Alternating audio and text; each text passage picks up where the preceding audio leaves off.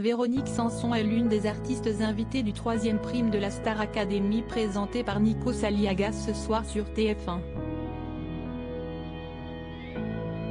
Outre Véronique Sanson, d'autres artistes accompagneront les élèves comme Kinu, Gims, Tom Gregory, le groupe de pop-rock électro Hyphen et Zaz.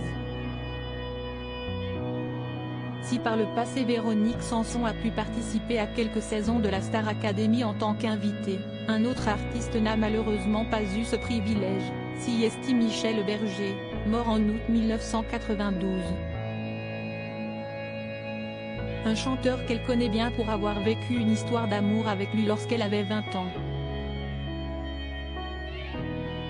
Leur couple a pris fin brusquement après que cette dernière a décidé de le quitter en 1973 afin de partir vivre aux États-Unis avec Stephen Stills avec qui elle s'est mariée le 14 mars de la même année à Guildford, Angleterre. Je n'aurais jamais fait ce que j'ai fait si j'étais restée avec Michel. Dans une interview accordée au Nouvel Obs en 2019, l'ex-femme de Pierre Palmade est revenue avec regret sur sa séparation avec Michel Berger. Je n'ai pas culpabilisé d'être partie, mais d'avoir eu la lâcheté de ne pas prévenir Michel. À ma décharge, j'étais très jeune, je devais avoir 20 ou 21 ans. Donc pas coupable, mais lâche.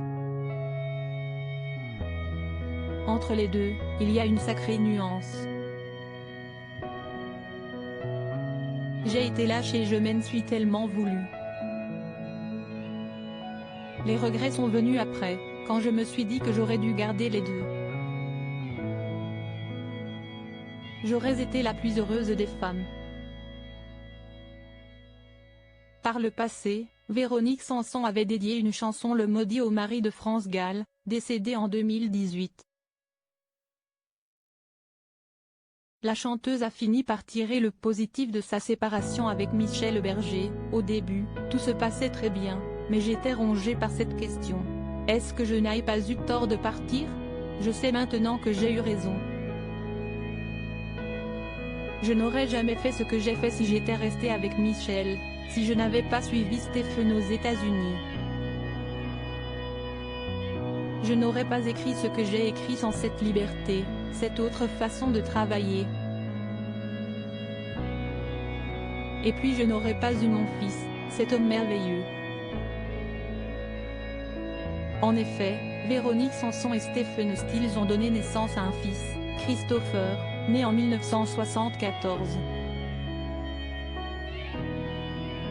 Il est auteur-compositeur-interprète.